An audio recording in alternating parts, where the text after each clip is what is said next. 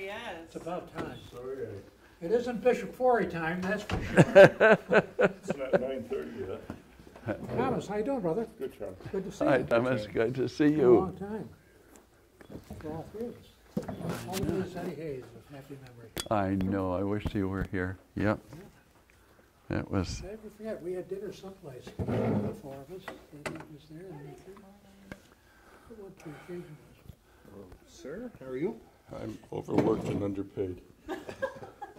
It balances out because I'm Do just it. the opposite. Do it. How about could you run us up underneath your sweater and we'll clip it to the top, Oh, please? sure. Thank you. Okay.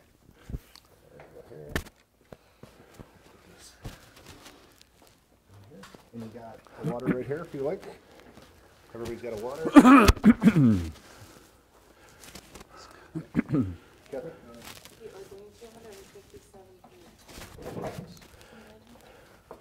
I can just sit though, right? Come by, same thing as I do every day coming back from St. Joseph Port. I smile, Dave Gilday, he transferred from St. Vincent's. To go down and get a promotion to go to St. Anthony. There. Yeah. Help them move, Adam and I. You burned the church down, I remember that. That was before. I didn't burn it down, Adam did. Dear God. Yeah, we're not gonna get that one up. It looked great. I feel Doesn't he good. look? I don't genuflect much. Lost a few pounds. Yeah, Yeah, looked great. I'm pulling some though.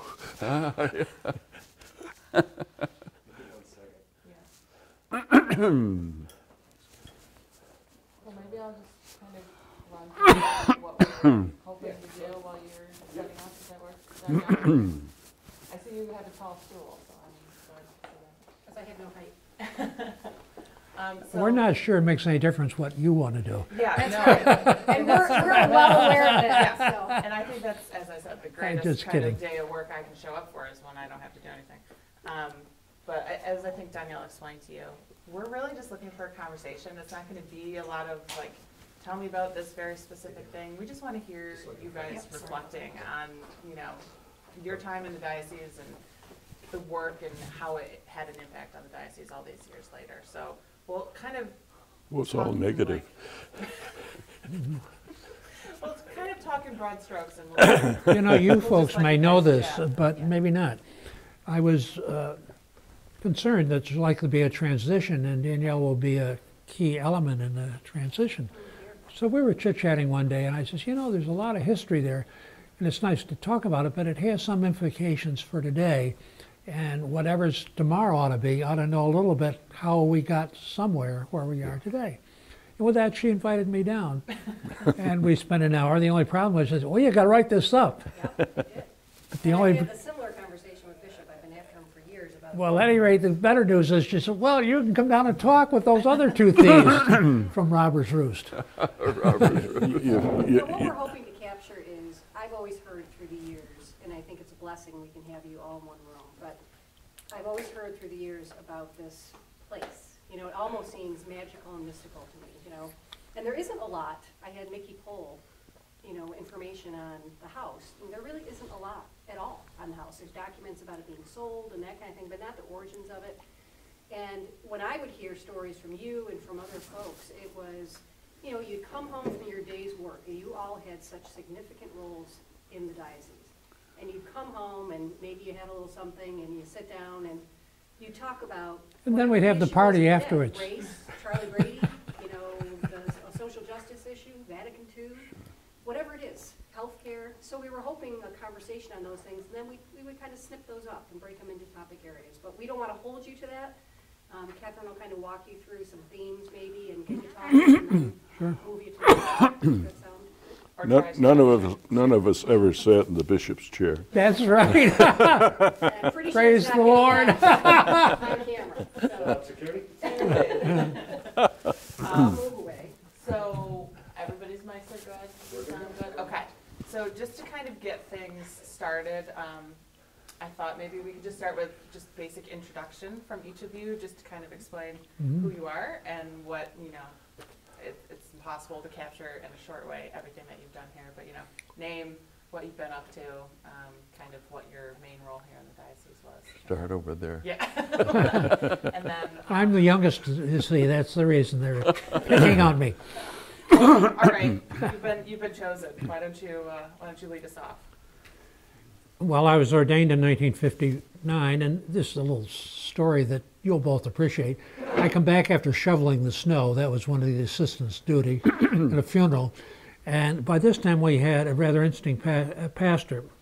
And he came over and said, the bishop wants to see you immediately. And for heaven's sake, say no. And I didn't have the vaguest idea what this was about. So down I go. And Monsignor Clark, who at that time appeared very stern, the guy to tell you, put your hat on in the summertime, proved to be a lovely guy to live with and all that. He says, oh, the bishop will see you immediately. For heaven's sake, don't say no. What's this about? And he says, all right, Father Fahey, you're a good priest. This is Friday. On Monday, you'll begin in Catholic Charities. You'll find Monsignor Lawler to be a fine person to live with. You'll live at 672 West Onondaga Street. I have another appointment. God bless you. That's the way we did discernment in 1961. So anyway, I went to live there in 1961 and lived there till 1979. And my role during that time was with Catholic Charities one way or another. Okay. Bishop Costello. In August of 1958, I returned from vacation and found a letter at my desk inviting me to come to the chancery and to take Father McGraw's place because he was going to Catholic University. Mm-hmm. So for a year, for a great summer, we had some great fun. But for that year, while John was at CU, I was secretary of the Diocesan Tribunal. In February of that 1959, Bishop Forey came to Our Lady of Lourdes, where I was an associate pastor and assistant pastor in those days, and announced to the people that I'd be going to school in September. The first I'd heard of it. That's what it did things. Sometime in May, I got a document from Catholic University asking what school I was going to be enrolled in, and I didn't know. So I made an appointment with Bishop, and he told me I was going to study canon law. John came home in September, and I tried to follow him at Catholic U. He had a lot of friends there who became my friends as well. They were the great guys. In December, I was home for Christmas vacation. And not having any place else to go, I went into the chancery. And one day, Bishop Forey followed me wherever I went. Pardon me. Finally, we were alone in the kitchen on the first floor. And he said, I want you to succeed Jim Callahan as superintendent of schools. He's going to be retiring. Well, that was interesting. What shall I do academically? He said, oh, stay in canon law and audit some education courses if you can. So I carried something like 30 hours that semester. Came home, and on the 1st of June, 1960, I became superintendent of schools, a gig that lasted for 15 years, and they had to be among the most exciting years in Catholic education. Absolutely. What year did you come to 672, Tom? 1960. 60. I left in 75. Yeah. I came back in 78. Yeah. And stayed until, I won't say Roger Schaefer closed. Good old Raj. Okay. I was ordained in 1956. 1957, I returned to the United States, and my first job was secretary to the tribunal. And in 57, I was told to go live at 672 West Onondaga. These guys weren't there yet, but I had the old crew, Monsignor Clark, Monsignor Sullivan, Callahan, and Lawler, both of whom, yeah. And I was there till 1970. So, and they were just absolutely wonderful years because of the camaraderie and the sharing discussions. Those were wonderful years, yeah. So my understanding of 672 is it was diocesan housing. It was residence for priests and kind of whoever was. Don't say "and." No. It wasn't for just, bishops or, very fancy. Oh, no, it important was people. staff. It was Staff. staff and Yeah. kind of everybody in a rotating kind of cast of characters, and a lot of people Sure. spent some time. Well, there. basically, back in when Bishop Duffy came to the diocese, Bishop Cunningham was secretary to Bishop Curley. Duffy did not want a secretary to live in, so he and Monsignor Gilday went down and bought 672, and from that point on, it became a house for staff, yeah, for all of we underlings. Yeah. My existence there was threatened once. I think it was 1963. St. John the Baptist, Bishop Cunningham's parish, lost an associate. I don't know what happened. But I was invited to offer daily mass there, which was a privilege. And soon after that, I received a note saying, for Bishop Cunningham's convenience, it would be better if you lived at St. John the Baptist. Oh. So I began to put my things together. There were two sisters who were working with me in the school office at the time. And one noontime, they went over town and bought a few tractors, toy tractors, and brought them back to me. And I said, "What are these for?" Well, this was at the time that we were rescuing people from Cuba, and the price was tractors. I put the two tractors on my windowsill. Bishop Foy happened by my office one day, and he said, "What are those tractors?" And I said, "Well, I'll tell you." So I did. And a day later, I got a notice saying it won't be necessary to move to St. John the Baptist. That's great. So the time at 672 was preserved. That's amazing. So it has quite a legacy, obviously, all three of you gentlemen and your esteemed colleagues. But I think maybe one of its most famous residents was Monsignor Brady. Is that? Without any question. I know all of you overlapped at times in the house. So you all lived together at a certain point. Oh, sure, there was a Yeah. good dozen years that we were Yeah, together. I was there from, I can't quite recall. Was Monsignor Brady there with Yes. you? Yes. Yeah. Before us. Yes. Before us, yeah. until he died in 1978. Yeah.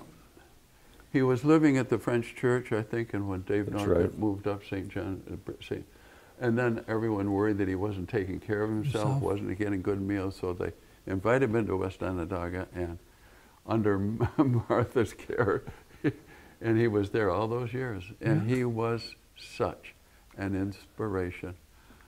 We never would have gone to see Martin Luther King. That's right. And I have a dream were it not for Monsignor Brady. Oh yeah, those are. He had an impact on each one of us, Absolutely. and a whole lot of other people. His real ministry, I think, was not so much to the people of the inner city as it was to the priesthood of the Diocese of Syracuse. No question. He made converts among a lot of us, I believe. Starting with the bishops.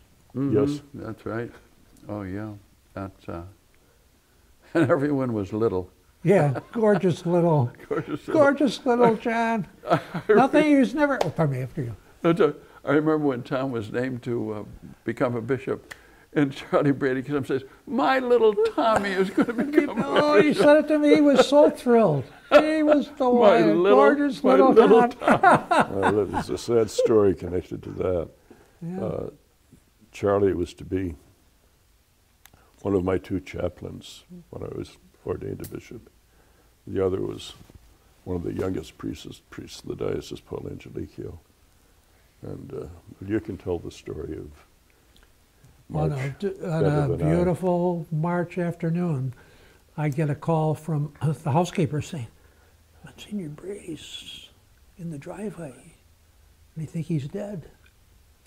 And he had been out there chopping the ice, typical of him, in front of our garages. There was Not his. there were three garages there. And I was the only one they could find. So I go up and, geez, I'm kneeling beside him, and the housekeeper says, "Aren't you supposed to do something?" I'm saying, "I don't have to do anything." He's already gotten there. In a short order, Denny Owens, such a wonderful person. Sure. And he shows up. And he loved Charlie and vice versa. Oh, my goodness. And we stood on the back stairs on a glorious afternoon. And Denny saying, "The Lord is welcoming our dear Yeah. Charlie." Yes, Yeah. absolutely. Yeah, The footnote to the story is the other Charlie became my chaplain. yeah, yeah, Mhm. yeah. Can you talk about Monsignor Brady a little bit? You know, kind of, I think certainly people know of him. It's a name everybody knows. It's a name that goes on. His impact in the diocese and perhaps on you all individually? Anything that stands out in memory? I can tell us just a story to start with. I think after his death, somebody was looking through the records in the Chancery office about him, and there was a letter from the rector of the seminary saying, "Mr. Brady is a lovely, pious young man, but we're not sure that he has the intellectual capacity to be a priest." Mm-hmm. Yeah. Oh, Thank yeah. God they ignored that. And it just, you probably know, he couldn't be in front of 4 people and speak without stammering, except when he was angry. Mm-hmm. He just, yet, on the other hand, he was at Rosary in the parish, his confessional line, remember confessions, would be 9 miles long Oh, sure. because he was so loving, tender. Mm-hmm. And in addition to everything else, and then I'll shut up, he would go visit the hospitals, especially the children in the hospital Yeah. regularly. Mm-hmm. Oh, yeah. I know he started, or not that he started, but he served as a chaplain in the war. He did. And then when he came home, that experience had a great effect on him and I believe his- changed his ministry. I believe his experience as a chaplain put him with a unit that happened to be all African Americans. And I think that was something of an awakening for him. He loved his chaplaincy. He loved the reunions that his unit had year after year, every Oh, summer. absolutely. He went to Hawaii one year for their reunion, and he'd come back just full of stories. And I can't remember the names, but there were 4 or 5 names that were Sure. That consistently. he had always little so-and-so. Yeah. Sure. You know, were it not for Charlie Brady, that Catholic neighborhood training program, when, you know, for 4 or 5 weeks we were up at Bishop Ludden and every parish had to send delegates, Absolutely. and that we were all to train people to be highly respected. I mean, those were the days when the racial thing was so tense. And it was through Charlie that there was this whole thing in every parish, a committee, an interracial committee, to try and reach out to the black people in their Try to community. do away with segregated housing was one of the Oh, I know. issues that was Yeah. so great. Mm-hmm. John was the genius behind that program. The Oh, work- no the way. work- Eddie Hayes was. No, the work you did on that Eddie was Hayes awesome. Was was, awesome. but it was, It was so good that the Archdiocese of Detroit copied it almost to the letter. it was a great. The fault of it was we didn't follow up when I it was know. over. Yeah. Yep. But that was Charlie Brady's inspiration. It was. Absolutely. Catholic Neighbor Training Program. Oh, yeah. Going out into the neighbors, he was kind of known for that, going out into the neighborhoods and Oh, yeah. around and just being It was a funny. ministry of presence. That was kind of his. He was not much, however, for doing the business part of it. You know, he was such a people person. And Eddie Hayes and I, Father Hayes, who was with us, we used to bring the dictation equipment home from the Chancery. And Charlie had a stack of unanswered letters like that. And we would dictate them all, bring them down to Kate Anderson, and she would type them all up, bring them back and send Charlie, so that he looked like he was one of the great administrators. That wasn't It was his not fault. his thing. He was a people person. Oh, yeah.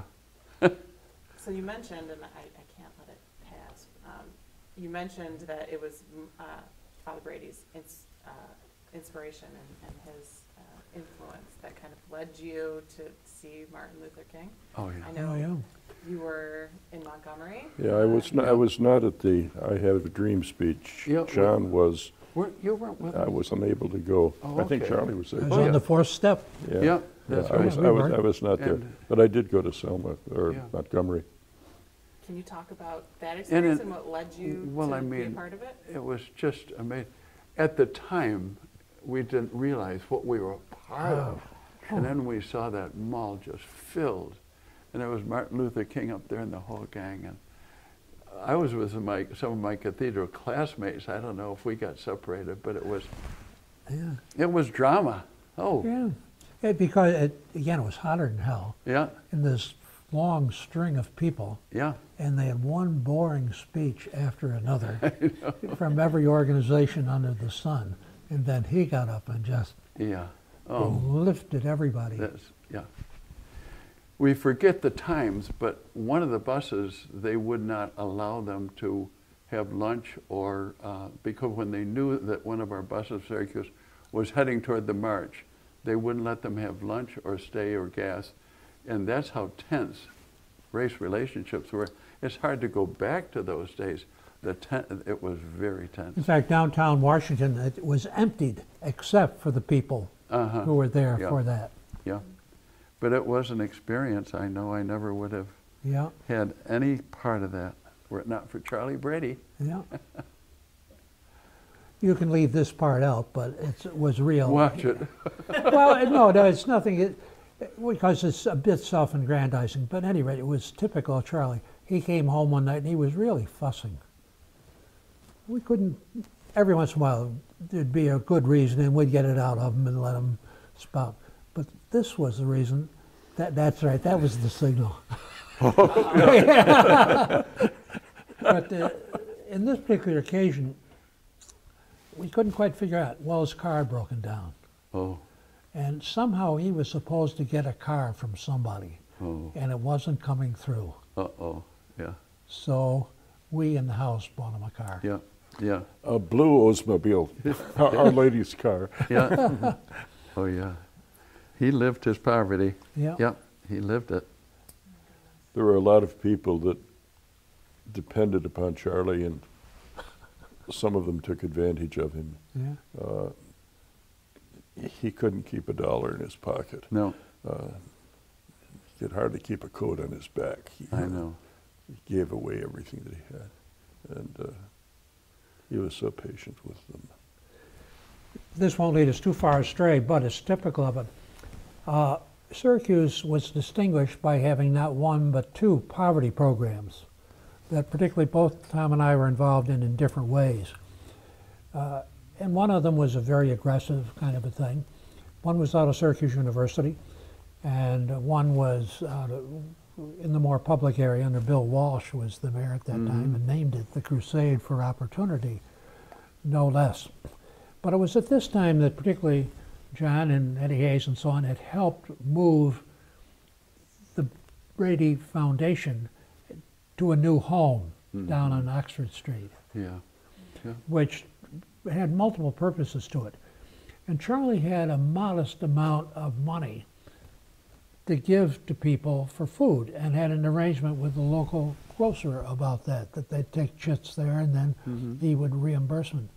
But a couple of the people out of the Alinsky type inspired, I don't think Alinsky would do it himself, but a couple guys came in one day and took all the chits and gave them all away. Part of their ideology that you've got to destroy the power, you know, what kind of power did Charlie have? But that was part of it. Broke his heart that they had done that. There was some complicity by one of his own people. Yeah, That it was very difficult. Well, on that note, Well, let This- me mention one other thing that was very influential in me. He also started a Catholic Interracial Council of Adults and Children. When I was in high school at CBA, oh, Cathedral, we were members. Oh, yeah, sure. one of the brothers was Brother Francis, taught English, and to be the last one in the world you'd think would be so involved in this. But he got us all involved. We had the alternative, go to the meetings or have to write a composition. And so out of great motivation we went. But that was influential on a lot of us, Oh, yeah, it being was. involved in the Catholic Interracial Council. Sure.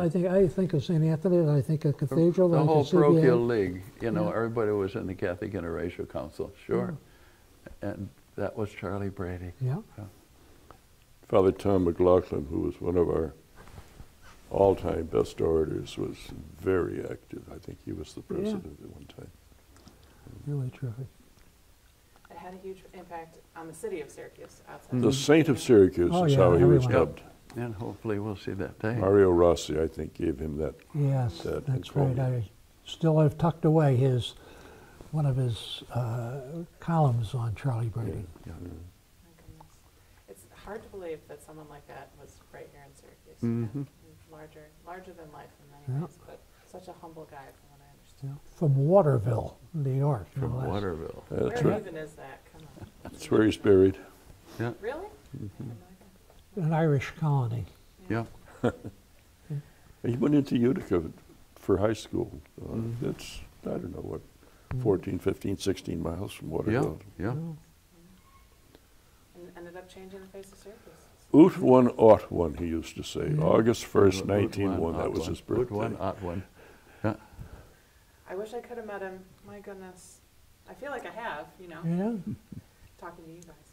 But my goodness. So out of this kind of amazing house where all these amazing people lived, some really revolutionary things in the Mhm. Diocese of Syracuse happened. And I would like to touch on them all. And as I said, I'm just going to kind of let you guys get there on your own. But I'm hoping that what we can talk about, kind of the milieu of Vatican II and kind of what impact that had here, and civil rights and social justice. I think that, you know, we've been talking about Monsignor Brady, and I think he was a large part of that.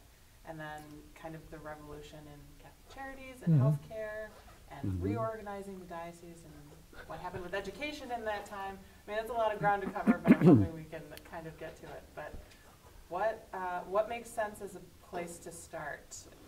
John McGraw's Vatican II. Okay, Yeah, yes. really. And I would almost say the conversion of Bishop Cunningham. Yes. Who was an auxiliary at the time? Yes. He Yeah. stayed and Bishop Forey had to go home. Yeah, Right, is that- Bishop Forey. Okay. Not a minute too soon. 1967 was that the transition date? Yeah. Bishop Cunningham was ordained a bishop in 1950. Mhm. I Yeah. think he became the ordinary in 67. 67, yeah. And you had Oh, been we his could, you know, secretary. we could go back to Vatican II and everyone could look at the documents because it's hard to go back 50 years to know the mentality, but when you look at we redefined church as not a hierarchical structure, but people of God. And all of a sudden the sisters could no longer had to wear medieval clothing. The diaconate was restored, the permanent diaconate. The Protestant people that we just tolerated became separated brothers. It just, we could go on and on and on, Vatican II. But Liturgical reform ought to be in that. the vernacular. When they put the vernacular in, I remember there was two Maryknoll bishops that Bishop Cunningham was close to at the council. And when that was passed, they literally wept for joy.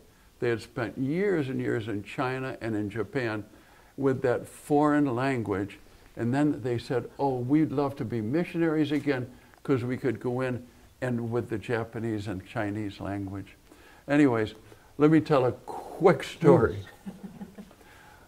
Much to the disbelief of everybody that ever knew, Monsignor Clark and I, we were appointed theological experts at Vatican II. Well, chancery birds are definitely not theologians. They push paper, they follow out discipline. With all due respect to our present chancellor here, we're more of a canon lawyer. All right, just let me go back. Walter Forey, young priest in the Diocese of Rochester. He's 47 years old. He's appointed at Syracuse.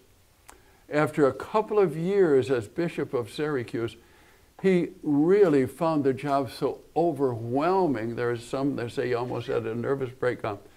He journeys down to the apostolic delegate, who was Archbishop Cicognani in Washington, and wants to resign from Syracuse. Cicognani, knowing Forey's qualities, he says, absolutely no way, would not take the resignation.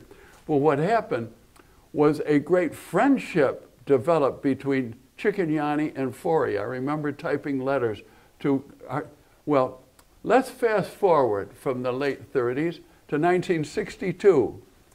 Bishops Cunningham, Forey, and Monsignor Clark and myself, we've just arrived in Rome. It's 4 days before the opening of the council. And Bishop Forey is in there, he says, you know, I think I'm going to go see my friend Cicognani. Cicognani, by that time, was Cardinal Cicognani, Secretary of State, #2 man in the church. Walter Forey journeys over to see him. God bless Bishop Forey. While he's there, he says, you know, I've got 2 priests with me from our diocese, and they'd love to go to the council. Stamp, stamp. With that, I became a theological expert of Vatican II. But I must say, over the next 4 years, that passport to Vatican City was just a gem, because it got me through every session of the council for 4 years. And in fact, just to close it, even as I went by the Swiss Guard and showed that passport, they had to salute. there's one for the books. Anyways, we were delighted because of Vatican II. Charlie Fahey came over in one group, Tom Costello came over, and they all had a taste of Vatican II. Sure. End of story, but thank you, Bishop Forey, because you made my years at Vatican II. Footnote, John became so well known to the guards he didn't have to show his passport. And I had documentation for a few sessions, but I didn't have documentation for some others. I showed his passport. And don't we look just alike? Oh, yeah. And if I could tell one last, maybe last, but one John McGraw story. Several of us went up to Assisi, and we all had Franciscan sister friends. And the post office didn't open until some hour, so we had to wait around. And we had some date that we had to get back for. And so we're going down the Autostrada, or whatever they call it down there, at about 90 miles an hour, with McGraw leading the way, with a Vatican thing on the front of the car. And all of a sudden, just, we get pulled over. And we're sitting there, what's this? And he's over talking to them, and the good Italian, you know, after all those years. And he comes back laughing. He says, you know why they pulled us over? Because I just stayed in the left-hand lane and didn't get over to the right. I remember that so vividly. Oh, yeah. So aside from racing down the streets Yes. of Italy, what was the council like? I mean, when you first got there, what were you doing? What did your days entail? Well, you know, the bishops all lived, we drove in those days as secretaries. And, well, you have to realize that when the American bishops went to the council, they didn't realize, they did realize, but everything was in the Latin language.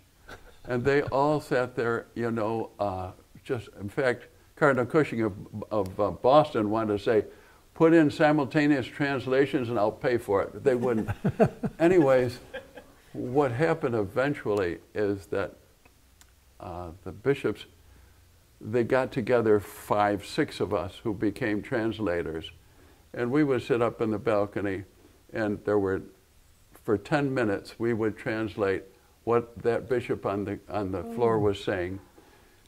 We would drive our bishops home to the hotel, jump back in the cars, go back down to the Via Conciliazione where the NCWC had an office.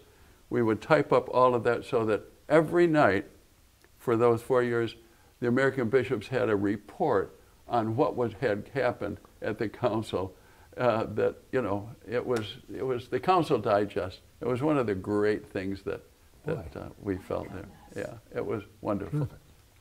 That must have been incredibly difficult because it's Well, church Latin, which is even. No, but I mean, you know, I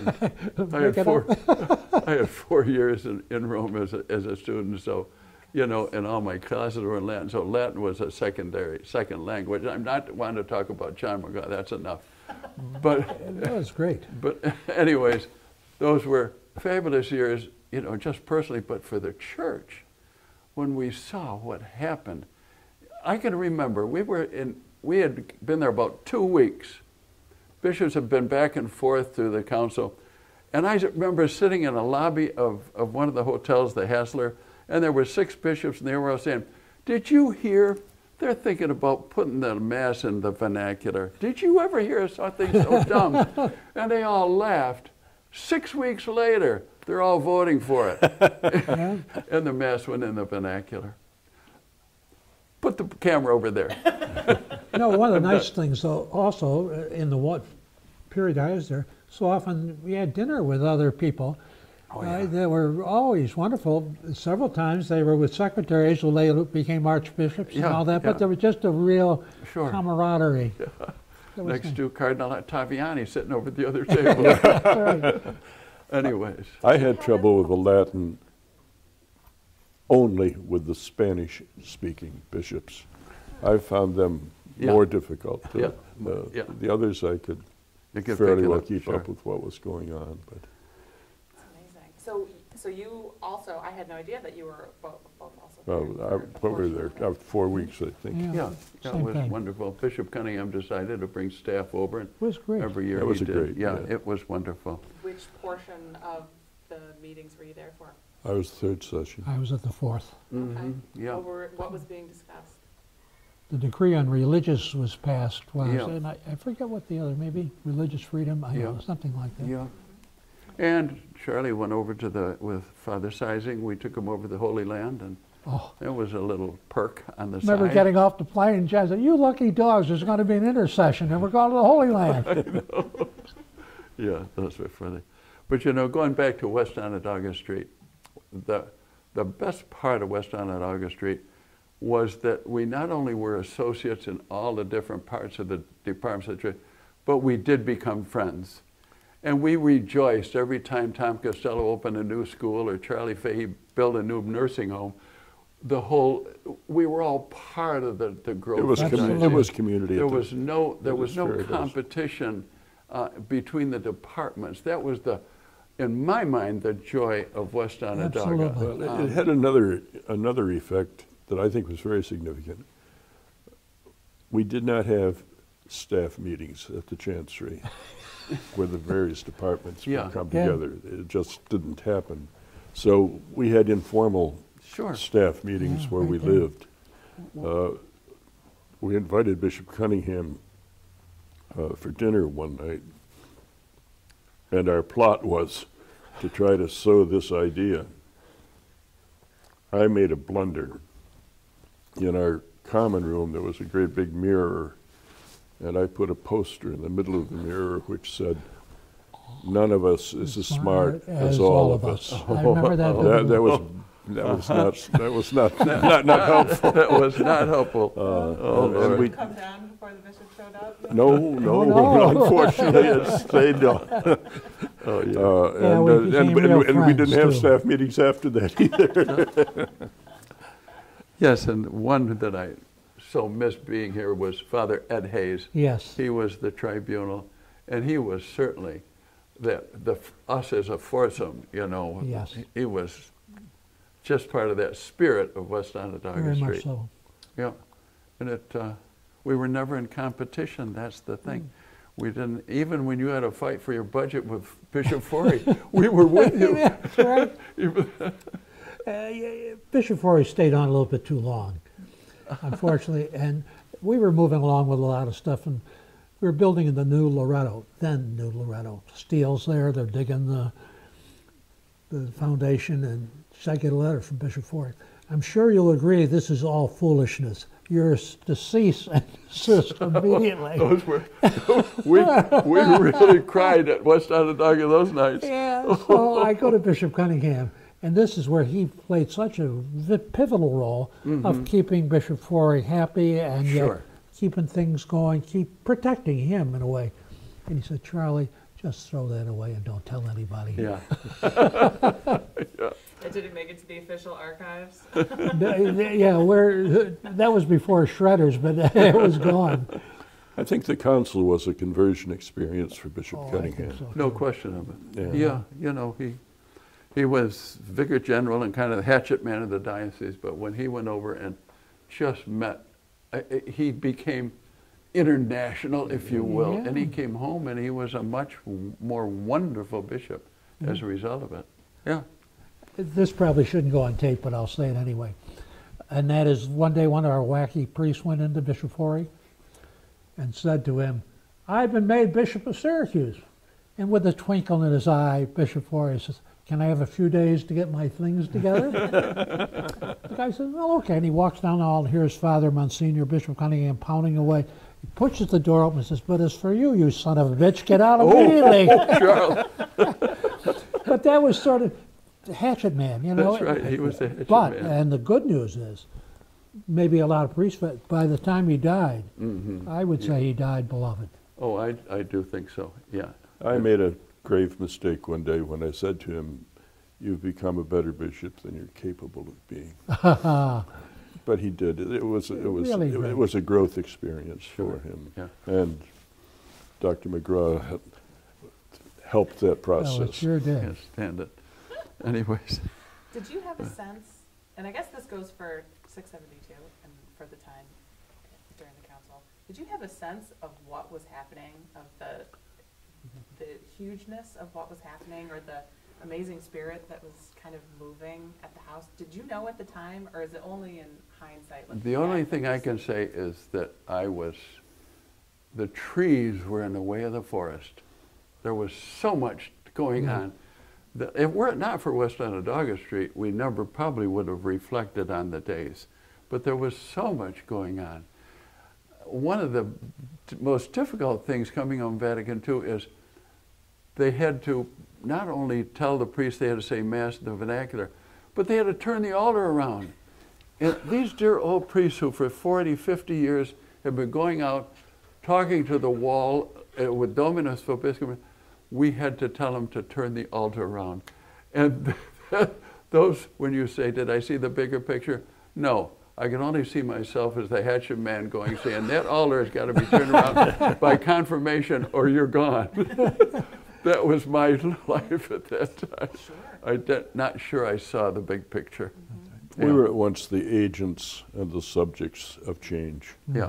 And I don't think we appreciated No. what was doing to the people, all of the changes. Yeah. I think the way we introduced liturgical changes was just ineffective for Yeah. a long time. Yeah. When we finally came to communion in the hand, I think we caught the message. Yeah. And I think our catechesis for that change was far superior to anything we'd done before that. I agree, Tom, that was one of the great lacks in after Vatican II, is that there was not training sessions for the priests to bring them up so that they weren't fighting every change. And, you know, that would have made it so much easier, the transition to not only the vernacular and the liturgy and all that, but all of the changes, like parish councils and all those kinds of things. Ecumenism. Ecumenism alone. Yeah, I got to start talking to that guy next door. Which hadn't been kind of. Well, you know, the antagonism It was between tolerance. tolerance the and best. antagonism. Maybe not even that much. Yeah, between the churches in Christian those churches. days. Hard to go back to those days, Yeah. but it was a fact. Yeah. My goodness. You said you were both the agents and the subjects. Looking back on it now, do you think what was put into motion at the council has come to fruition now? Has it achieved what everyone hoped it would? I think it's still becoming. I think it's becoming. Yes. And I don't want to get in trouble with someone who's about to become a saint, but Pope John Paul II spent most of his years trying to undo Vatican II, because I don't think, even though he was a father of the council, I don't think he genuinely embraced the renewal. He was an old Roman, you know. And so it set us back for a long time. But now I see it coming to some fruition. Yeah. Francis is helpful. Oh, boy. Yeah. You know, I, in no way downplaying the council, but all of this happened at a tumultuous period societally, history, too. I mean, just the Vietnam War, Vietnam. race, So all the climatic decisions in regard to schools, and the war on poverty. Yeah. You put all those things together, and again, within the framework of greater lay participation. Yeah. Yeah, there are tumultuous times in the Flower Children, and Yeah. the whole scene in the 60s. They- Really Yeah. something. That's actually an excellent transition. Thank you very much.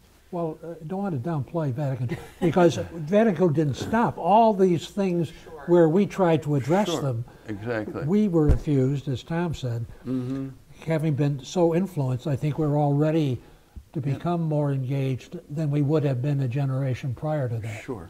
Oh, yeah.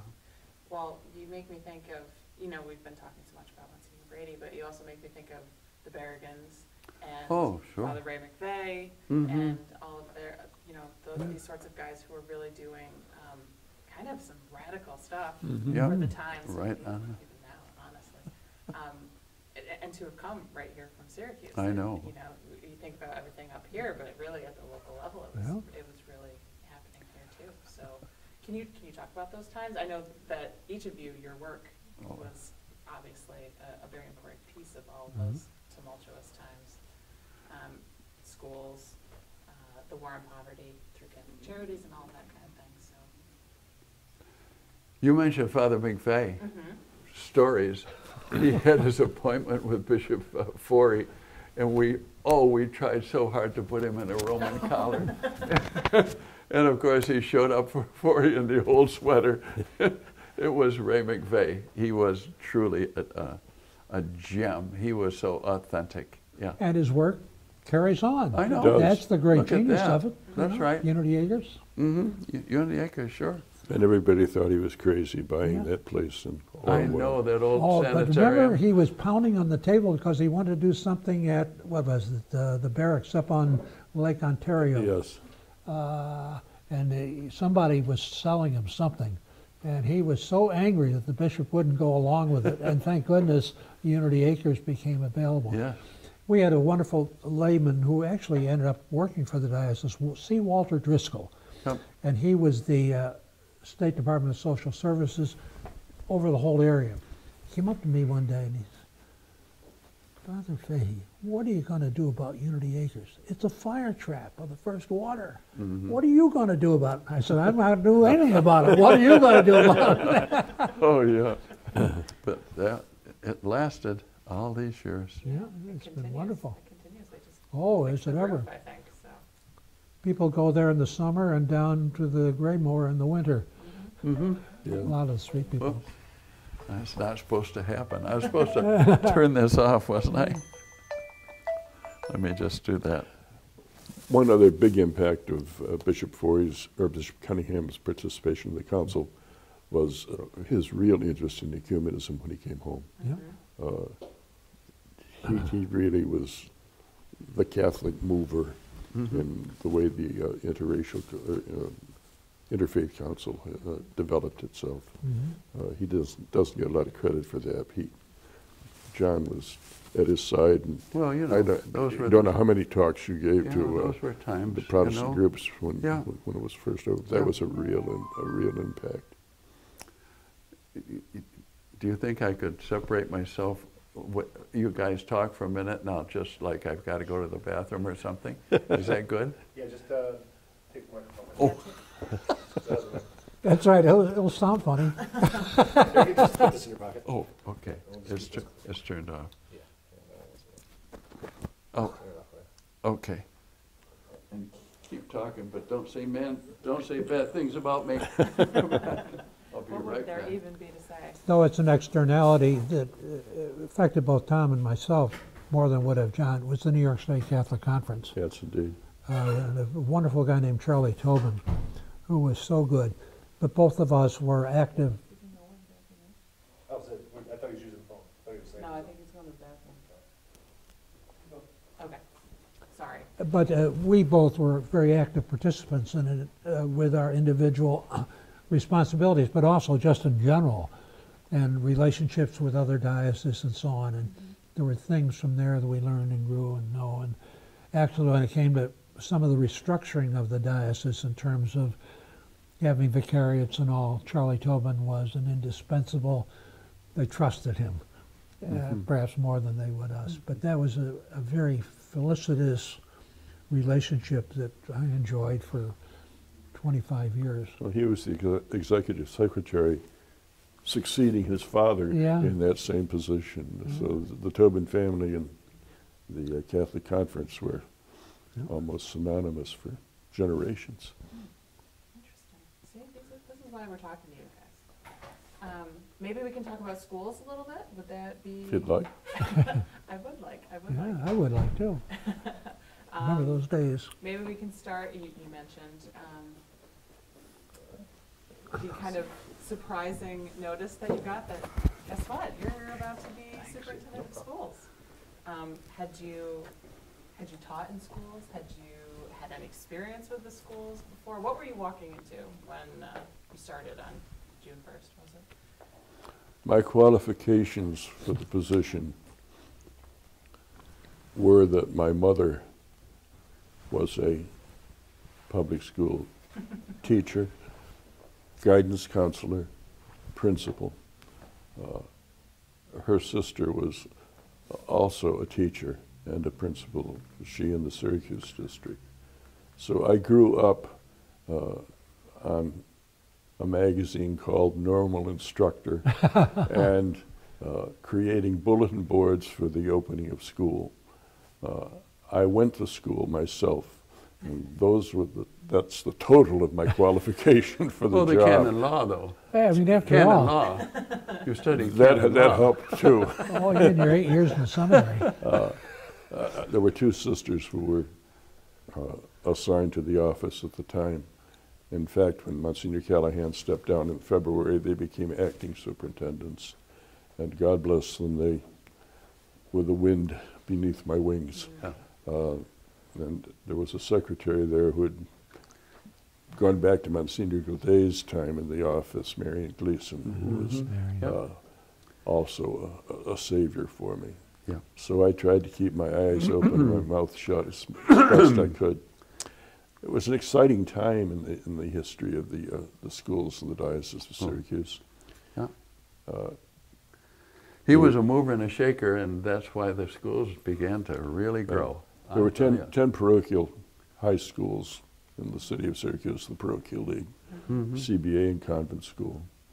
There were 2 schools in Rome, 2 high schools in Rome, 3 in Utica, 2 in Binghamton, 1 in Endicott, 1 in Cortland, and 1 in Oswego. This is 1960. In 1960, the first duty I had when I became superintendent of schools was to give a talk at the dedication of the new UCA in what used to be St. John's orphanage in Utica. Yeah. And later that summer, we opened, the diocese opened Notre Dame, and I was on the platform again. All of the statistics suggested that our 10 the parochial high schools in Syracuse were not adequate. So I spent a lot of nights at the Chantry putting together as much data as I could find. We were about to celebrate the 75th anniversary of the diocese, and on that occasion the bishops decided that we would have a fundraising effort to build new diocesan high schools, a new idea, although Oswego and Endicott were somewhat diocesan schools at the time. We were going to open 2 new high schools in Syracuse. We were going to combine the 2 in Rome into a single high school and the 2 in Binghamton into a single high school. We raised the money. God bless our pastors and our people. Bishop Forey got cold feet and decided that maybe 1 high school would be enough in Syracuse. So Bishop Ludden opened in 1963. Our plan was to open with 9th grade and build. Bishop Cunningham intervened, and we opened with 9th and 10th, and that was a mistake. We should have stuck with our original plan. In Rome and Binghamton, there were existing high schools, so we came together. as soon as London was open, we realized we still didn't have enough space, and Bishop Grimes came along in 1965. Yeah. I didn't have the qualifications really to be an educator, but I did have some gifts in being able to convene and intermingle, and I assumed some pretty responsible positions in the city, in the county, and indeed in the state, not built on my educational background. In 1964, we peaked. We had 43,000, a little over 43,000 students under instruction. That's amazing. Today, we have something like 4,300. Mm-hmm. Wow. The Constitutional Convention, sometime in the 60s, addressed the parochial school question. The convention put the Blaine Amendment on the ballot. One of our heroes, Tony Travia, who was the Speaker of the Assembly, was the presiding officer at that convention, and he insisted that the whole thing be put up to a single vote, and it lost. There are those who say the Blaine Amendment question is what put it down. There are others who point to any number of other problems within the total package. In the process of the convention, those who were studying the parochial schools were prophetic. They said that our population boom was not going to continue, and they argued that parents would not be able to support or be willing to support at the level that was going to be necessary. One of the cruder statements was they'd prefer a boat in their driveway than their child in a parochial school, and Mm-hmm. to some degree, their prognostications were not inaccurate. But it was the heyday. It was the Yep. Those were great glory. years. Great years. What effect And we did- tried to help Catholic Charities by giving them property so they could build other stuff. That's another story. There you go. What effect did, or what was the effect of the fact that the schools were primarily staffed by women religious for all those years? I think that's a bogus argument. God knows, well, we all are the product of women religious and Christian brothers. Right. And they were the backbone of the system. When I was superintendent, a sister's stipend for a month was $50. This So is where I was tuition was an unheard of thing. The parishes were able to support their own schools. But I don't think the absence of religious, qua religious, is what hurt. Sure, The financial burden was different. exactly. So do you think that is kind of what shifted the Well, tide? no, I think the prognosticators of the Constitutional Convention were right, that people would sacrifice for other things. And the tuition has become significant. Mm-hmm. Absolutely. In addition to kind of the expansion of Catholic schools while you were superintendent, desegregating the schools was also a huge part of that, and I know you were quite a vocal voice that you were very outspoken on that here in St. Louis. I was Charlie Brady's progeny. That's right. Yeah, we tried to, as we could. As I said before, I think his principal ministry was not to Right. needy people, but to needy priests. Mm-hmm. And he did convince some pastors that they should open their schools to Mhm. non-Catholic, Mhm. non-white Mhm. students. And he had his successes and Mm-hmm. some failures, but that was an issue. I got into a lot of trouble when there was discussion of Martin Luther King's birthday becoming a national holiday. Before it was enacted, the question was raised, but shouldn't schools close on Martin Luther King's birthday? And some public school districts decided they would. The people in Syracuse were angry with me because I didn't want to do it just in Syracuse. I felt that if we're going to observe Martin Luther King's birthday, it ought to be diocesan-wide. And it was more difficult to sell in some of the other areas. But some of those who were pushing for it were very displeased with me because I wouldn't do it in Onondaga County. But I'm stiff-necked sometimes. I also seem to remember hearing a story about standing up at a public meeting and saying that Catholic schools did not accept transfers. Well, the public Syracuse City School District was in a transportation discussion. And one of the ways they tried to integrate their schools was to transport people, and that had its problems. The meeting was at Prescott School, and a gentleman objecting to the Syracuse City School District plan said, well, I'll transfer my child to a parochial school before I let him be transported, with absolutely no authority to do so. I stood up and said, well, we won't accept transfer students. If it's a change of residence question, we will look at it, but just changing for integration purposes, we will not accept them. 2 days later, I told Bishop Foy what I'd done, and he said it was okay. That one worked out okay in the end. You know, just adding on to this a bit, two quick things. One is when we were living at 672, whether or not schools would close throughout Onondaga County, speaking of transportation, guess who the decision maker was? Himself. We had one phone. Yeah. So early in the morning on a snowy day, the phone would be ringing off the hook from all the school districts of whether he was going to close them or not. Close them or not. I got in trouble one day during the time I was saying Mass at St. John the Baptist. I had a 7:30 Mass. And it was one of those days when the storm didn't come up at 4 o'clock, but came up at 6:30.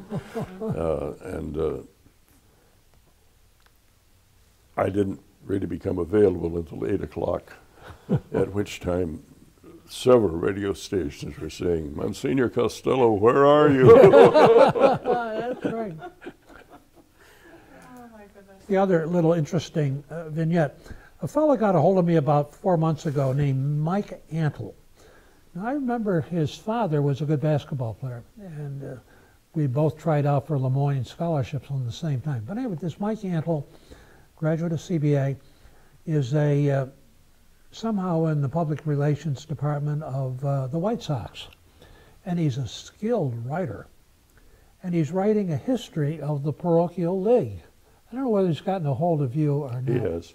It's amazing I what... think He tried to get me, and I we mentioned- never were able to connect. Yeah, his stuff he's got in there is terrific. It's not all accurate. A lot of it is about Charlie Brady. Yeah, there's one chapter in Yeah. Charlie. But about the economic situation in Syracuse. I read the chapters with a great deal of enthusiasm, how good they are. Just when that comes out, if it ever gets published, it'll be very interesting. Wasn't that his ultimate thesis based on a city championship game Yes. played between Sacred Heart and Corcoran, I That's believe? exactly right. And the nationality element plays a significant part. He's painting Syracuse against that background. Really, he's like writing three stories. It's fascinating. He's writing a story of the church, he's writing a story of the city, he's writing, it's a very interesting thing. It's on the web if anybody wants to, at least some I did not chapters, the know first that. 10 or 11 chapters of it. Oh my goodness. I think he called the Sun, not. Probably. I don't know where he's got all his information, but he has a lot of it. I think you gave him my name, You know, and I gave him your name. And we never quite were able to connect. I felt badly. Yeah. So Catholic Charities, of course, was also a huge thing, as well as healthcare. Loretto predating you by quite some time, but maybe we can turn our attention. Yes, well, we were your fortunate, portfolio. and unlike the school scene, that much of our activities were discovering and utilizing public funding in a whole variety of ways. When I first went into Catholic Charities in 1961, the diocese didn't put a nickel into Catholic Charities. The only thing they would pay for is the trips to Albany to the New York State Catholic Conference. And Catholic Charities was then known as Catholic Welfare in the Cathedral Rectory, as it is now. And it was primarily in adoption, foster care, and counseling, if you will. But then as things evolved and developed, and they're parallel healthcare and social services, and because aging was in between, and maybe I ought to start with that. Monsignor Lawler had a lot of interest in healthcare. When he was in Utica, he did a lot with St. Elizabeth's Hospital, and he was involved a lot in Syracuse. And when I first went into Charities, God bless him, he wanted to be sure I went back to school. He realized how little I knew. So I too joined the troops of going to Catholic University, but in social work. And he said, see what you can pick up while you're there, because we got to do something about Loretto, which is getting long in the teeth. Medicare and Medicaid and the Old Americans Act passed in 1964 and 65. And fortunately, I was there, so I could pat Wilbur Mills on the back and Wilbur Cohen, and there wasn't a lot of interest in aging in those times. But anyway, I was there on the ground floor of the beginning of the National Council on Aging and a variety of other things. Syracuse at that time had 11 hospitals, each with its own alumni and alumnae, all wanting to expand. But, and again, yeah, it didn't get very complicated, but I'll try to keep it simple. We had a United Way that was called the Community Chest at that time. And they tried to put some rationalization into the hospital system, failed completely. But at that time, Syracuse was very different well, healthcare was different, in that much of the capital had to come from private philanthropy instead of debt financing. And in Syracuse at that time, we had four candle companies, two the Chinas, all the banks were locally owned, and both GE and Carey Corporation had rather enlightened people, a fellow named John Farrell, who's got a street named after him. And then I'm trying to think of the fellow as a carrier, but he was a very enlightened person. But those guys all got together and did something you couldn't do today. Behind closed doors, they hired a consultant. And I remember, I wasn't in Charities very long when they had a meeting out at the airport, and they said, what we need are no more than 3 hospitals, no larger than 500 beds. And frankly, we had put together quite a community organizational activity to replace St. Mary's Hospital with a hospital in the north. Had a lot of energy behind it. And they said, yeah, we don't need hospitals in the north. What we need are services. And they were absolutely right. So that's where they clumped together the hospitals up on the hill. Theoretically, St. Mary's would merge with St. Joe's. Well, St. Joe's just absorbed it. And that's why we have the Northeast Medical Center. And it was absolutely the right thing to do. But what they didn't do is to do anything about long-term care. There was no recommendation. And that coincided with us recognizing that Loretto was not going to pass muster with Medicare and Medicaid. Can you talk about Loretto? Just a tiny Yeah, bit, well, how it's it got started and what made it so unique? Well, the uniqueness was the first diocesan facility for aging in the country. Others were by religious communities, largely of women. And it maintained that way, although our Syracuse Franciscan sisters staffed it for a long period of time. But if you can imagine, they didn't have a superior and they didn't have an administrator. They'd send the bills down to the Chancery office where they would get paid. And frankly, most of the sisters there were wonderful women, but who couldn't teach school. But they could love people, and they were there, did so many things. And one of the things that Dan Lawler did was to get several physicians, a coterie of Catholic physicians headed by a fellow named Carl Austin and Ed Mullen. They went through the place and just threw up their hands and said, that's sort of for the well elderly. but you've got all kinds of sick people and it's going to get worse. So we put it, I didn't do it, they put on an infirmary, put a medical staff in, led by a wonderful Bob Collins, who was just a terrific person as well as a great doctor. So anyway, I tried to find out where the money was, and this was part of the New York State Catholic Conference that was so important. By and large, the Protestant community in the state was not big in aging facilities. They had a few of these life care communities where you'd buy in for a couple $100,000, but hardly for the poor. Jewish community wasn't extremely generous in regard to poor, but they were in aging way ahead of things. So largely through the New York State Catholic Conference and the Jewish community, the state recognized if we didn't do something about capital, it would all be for profit. So they passed a thing called Article 28A, which offered long-term, low-interest loans, low equity requirements for not-for-profits. And that combined with a thing called Certificate of Need, along with what Syracuse had planned, you couldn't build anything in healthcare unless you could prove character, competence, and fiscal ability. And so that gave, and we had a heads up because we were so much involved in the development of Article 28A. So we first thought maybe we could take St. Mary's and turn it into a nursing home. We couldn't. Then we said, well, we'll get some Hill Burton funds through our connection with Robert Kennedy.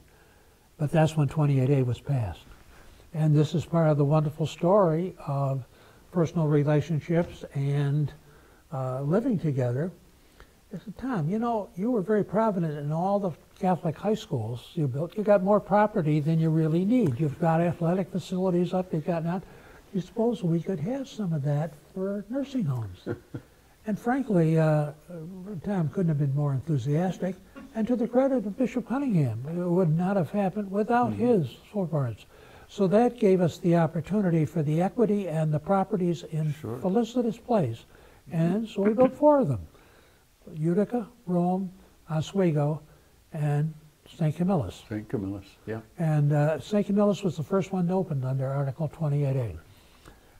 And of course, there have been tens of thousands of people have gone through those facilities over the years. Now, Loretto was a little bit different story, in that a key person in so many things was a fellow named John Bud Costello. Costello Byrne. Any relation? No. Only in heart and soul and brains. But Bud and his friends, most of whom were from Holy Cross and a few from Lemoyne, decided to do good and well and say, let's put up some low-income housing. Holy Cross College. Yeah, pardon me, I should have said that. So they found a site on Jamesville Avenue and put up a building called Mount St. James, because apparently there is in the center of Holy Cross a landmark called Mount St. James. And they went, the people in Washington said, hey, you're 8 nice guys, smart, and you got to get a sponsor. They went to the city, went here, there. Well, because one of the members was the diocesan attorney. I don't think he was a Catholic. I'm trying to think of his name, way back when. But anyway, they went to Bishop Forey, and they had so much, if you will, moral power among them. He said, okay, we'll sponsor this house. We're not on the hook for any money. Yeah. And they got a new priest there. He'll be your liaison, me. And so that was so significant in that it lay leadership in developing, lay leadership in controlling. And Bishop Forey wouldn't let you build an outhouse if you didn't have about 90% of the equity. He was very averse to debt. And here we're talking about big time debt. But with Mount St. James and that experience enabled us to use Article 28A with lay leadership across the board and build all of these several facilities. Loretto was a little different in that it was beginning to fall apart. And Bud Costello and I one day went up east Seneca Turnpike, tramped down the fields. There wasn't any Route 81 at that time. We looked down at Loretto and we said, if we do something, we'll do something at Loretto eventually, but if we do that, we won't do anything else. And so that's how we decided to build all these nursing homes. Yeah. Then, fortuitously, with Route 81 coming through, and with the skillful work of Smith Stovic, Bob McAuliffe, and John Timothy Smith, we got a big chunk of dough for the right-of-way. Yep. Also, a little anomaly, there's a bridge over Route 81, what at the time was the only private bridge in the whole interstate system, or else Loretto would have been landlocked. Wow. And had a fight with Bishop Forey a bit, because he saw a minor seminary going up on part of the Loretto property. I know. It's minor seminary. And you know, for him, all these things are all one big glob. And hey, wait a minute, this has been given for this purpose. Well, anyway, we were able to go forward. And the Route 81 provided the equity for the new Loretto. Mm-hmm. And now just one other thing. In terms of lay leadership externally, we really didn't have any money. When I became the director of charities, we had $35,000 in savings that Dan Lawler had been putting aside for new office space. But somehow I got a hold of Harry Honan and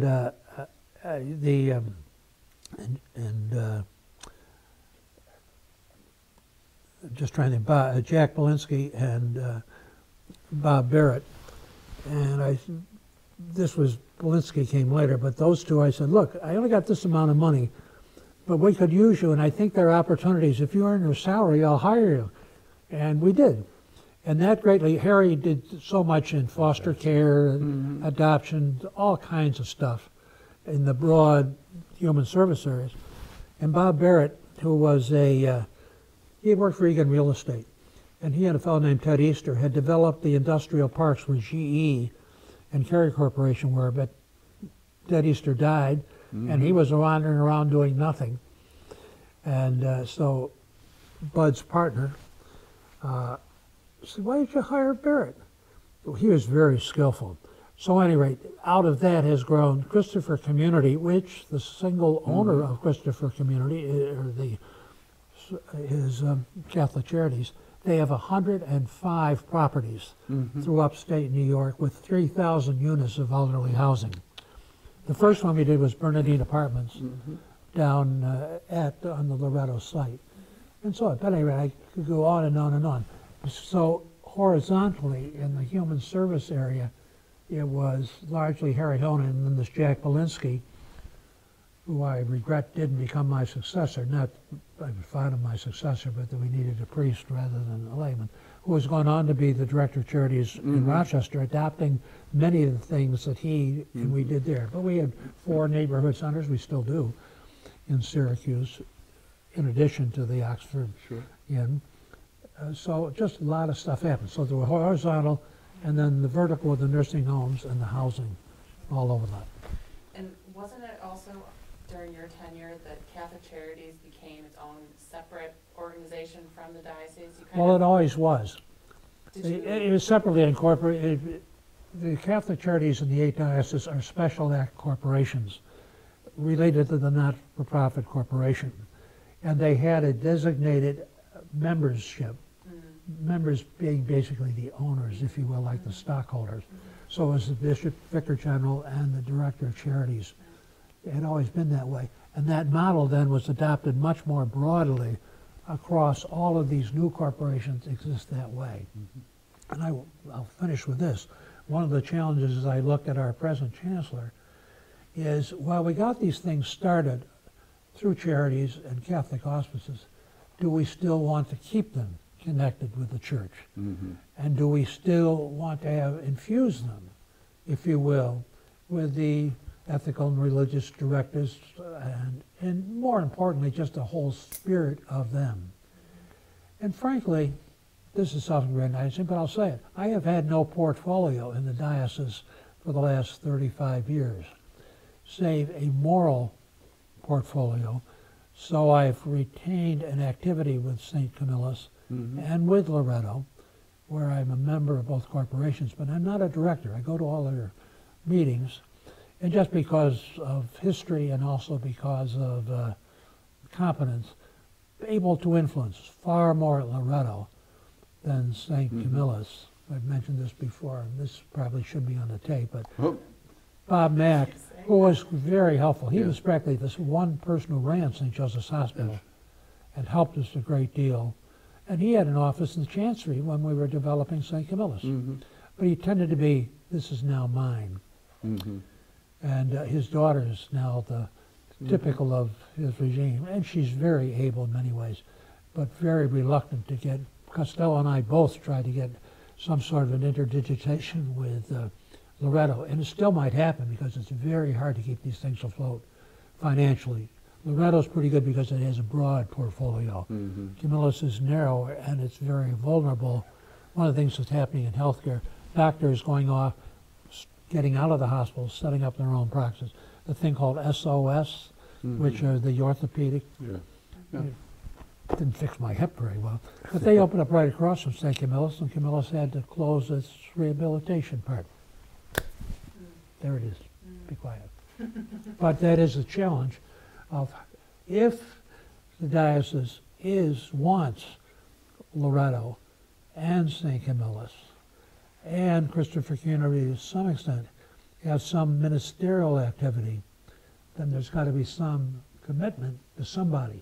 When we had the vicariate structure in the diocese and you had a vicar for human services that I would recommend highly, that automatically gives that person an ability to be involved with the hospitals, with all these things. Otherwise, so there's a challenge, man. It was fortuitous when Charlie was sent to Catholic U that Dan Lawler said to him, see what you can find out about aging. Yeah. This is a coming Been his whole thing. concern. The man is an international expert. Well, When the now, Vatican- get it down. I can't get that. When the Vatican all talks over about aging, they invite Charlie Fay to come and be Yeah. part of the He's discussions. all over the country. His curriculum vitae runs about 9 pages, and you can't That only a believe mother could write. Oh, stop it. you can't believe the associations in which he not just a member but a leader. This man is. Well, you said you spent 30 years at Fordham. What were you doing while you were Well, at Fordham, we had an institute on aging called the Third Age Center. That's a concept, to some extent, I will You admit, invented, introduced. you coined the phrase. Well, it's also European, but it's biologically basis because, you know, in the first age, which is a time of physical development and hopefully moral and intellectual development, then the second age is the high point of reproductive capacity and of physical, when it was important, capacity to produce stuff, okay? Then in the third age, cellular reproduction cannot get up with cellular decay. And so in the third age, at the molecular and cellular level, there begin to be diminishment, and so then in the organ and the organism as a whole. So underpinning all the psychological, social, and so on is the biological. Look at the we old Third three age. people. Hard to Here, believe. here is third Hard age. to believe. So anyway, but they are concepts that are very important in the whole scene, if you will. And I've been fortunate enough to forward those in a variety of different at Fordham, we had a third age center, and much of it was around interest in priests and sisters. And I make it to heaven because of this. On a very snowy Super Bowl Sunday at Manresa Retreat House, we assembled everybody that had anything to do with aging and the support of aging religious. It was largely because one of the foundations that supported us liberally said, hey, Father, we in Fatica, foundations and others interested in Catholic activity, are besieged by religious communities wanting money. What are we going to do? So we brought these people together, USCC, Conference of Major Religious and so on, 2.5 days, and it was an excellent meeting. And by the time we had a 10-point kind of thing, 9 of which were accepted. The one that wasn't, apropos of an early discussion, is whenever the church does something, it should not be predicated upon people who are not paid an ongoing wage. Mm-hmm. And in the hospital world and in higher education, going back to the establishment of Blue Cross and Blue Shield, in the hospitals, religious would be paid, not individually, but it would go into the community. Yeah. The same thing in higher education, even today. You know, the president, I know what the president makes up at Lemoyne, but probably $300,000 or something, but that's a lay woman. But that, our recommendation was that we move towards, just you can't replace a $5 or a $50 a month religious with a $15,000 or whatever the case may be. That wasn't accepted. But the one that was accepted, there'd be a national collection for religious. And every year it's the largest collection taken up, at least That's until right. recently, Yeah. in the United States. Fortunately, the religious communities, primarily of women, had put together a structure in which they could be publicly accountable to themselves and to one another, so that with that big pot of dough, there was a way of allocating the funds in a justifiable manner and that they could follow up on them.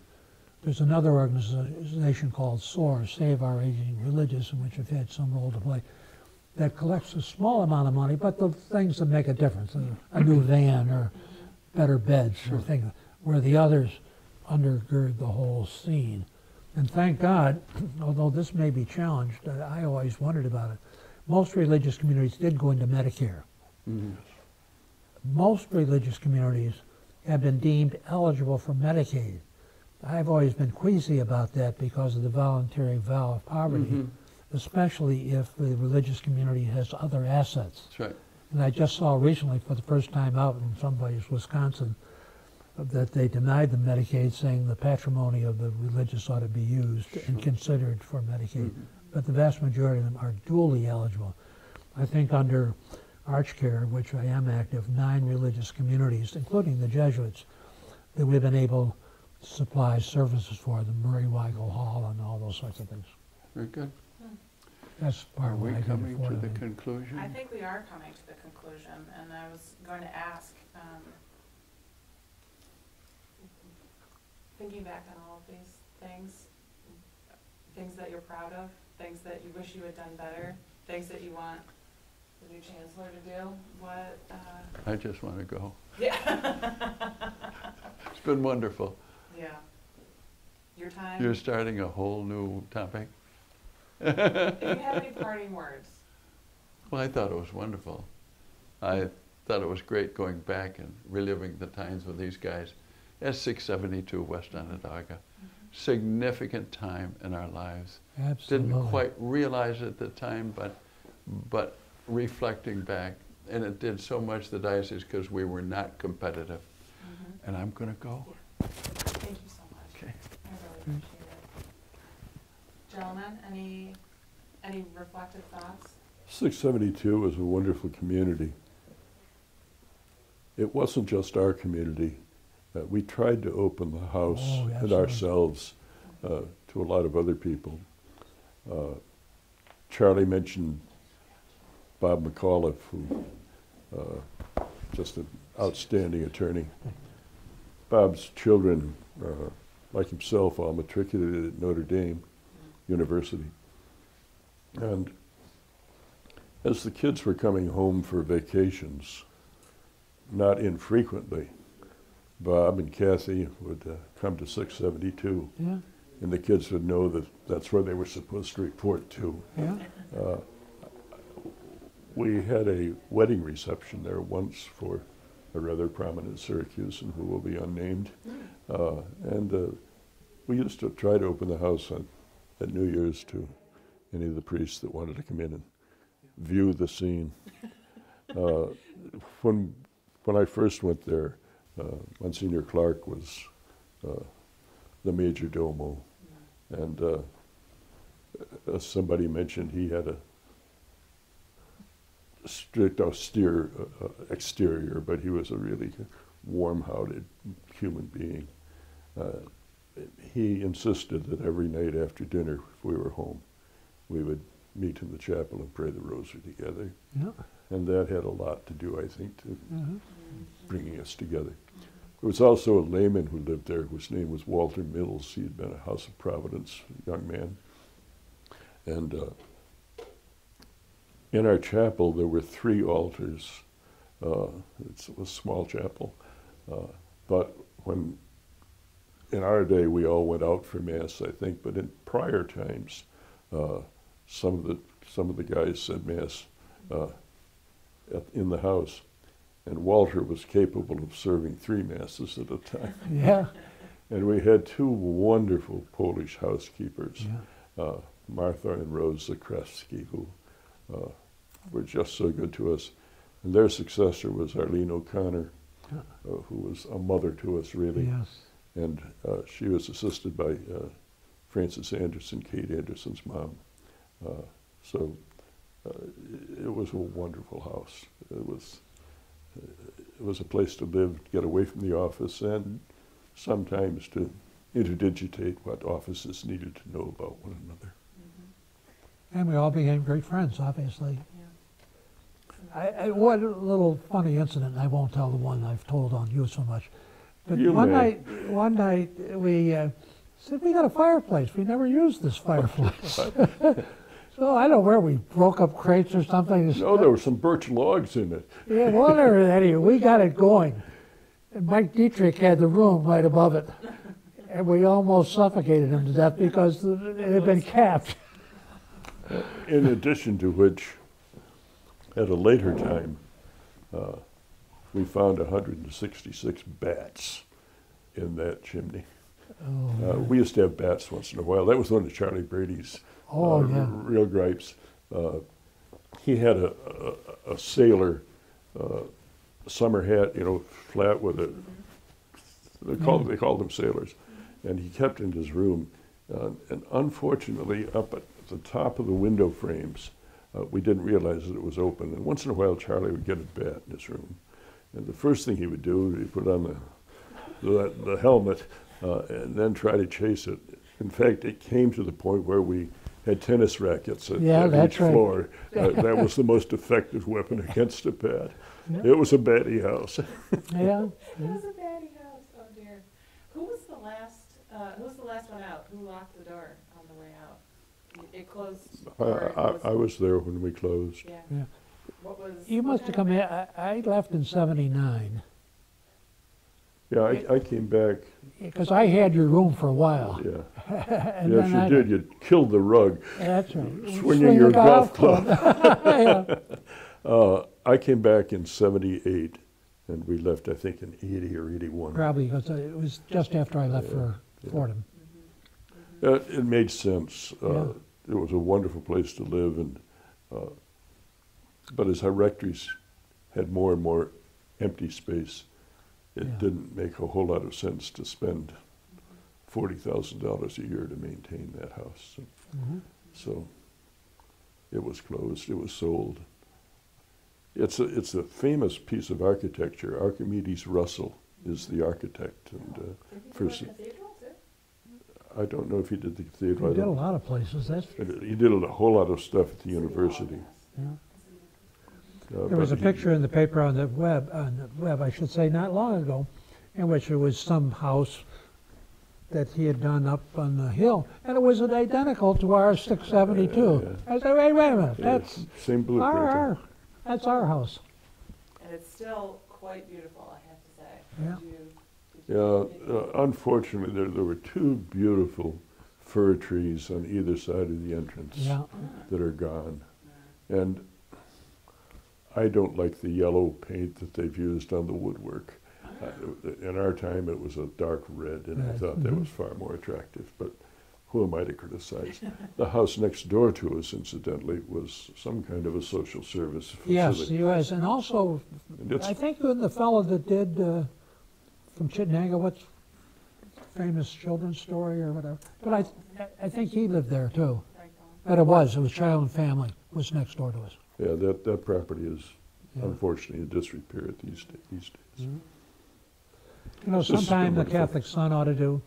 It's amazing to me how many church-related or inspired activities there are, and I can speak primarily of Syracuse, I don't know about the other areas, but when you think of all the things, the Vera houses of the world, by people, the Ray McVeigh stuff, and just to be interesting to have a listing of all those things. That's what we're trying to do here. So little baby baby first step to get Yeah, started here. just a, It's amazing what you guys have done and continue to do. My goodness. Thank you so much for doing this. Both of Thank you. Appreciate Thank you. it. Well, hopefully not the last time.